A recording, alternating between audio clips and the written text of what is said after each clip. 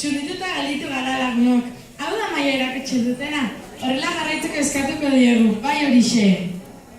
Nola ez, ondo merezitako txaloak jaso dituzte. Orain bai, azken saio honekin gara bukaerara. Oso azkar bukatu dela izango nukenik, baina ez kezkatu, ekainean berriro izango dugu elkarrekin gozatzeko aukera.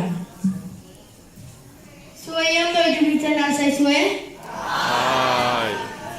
Balaxe izango da orduan. Orain kanpoan jarraituko du festak. Bertan txoripana banatuko da. Ikaslei tutorea banatuko dio eta gurasoak zuena bakarrik hartu.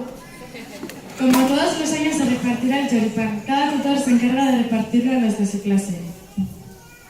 Honekin, zorionak eta urte berri on!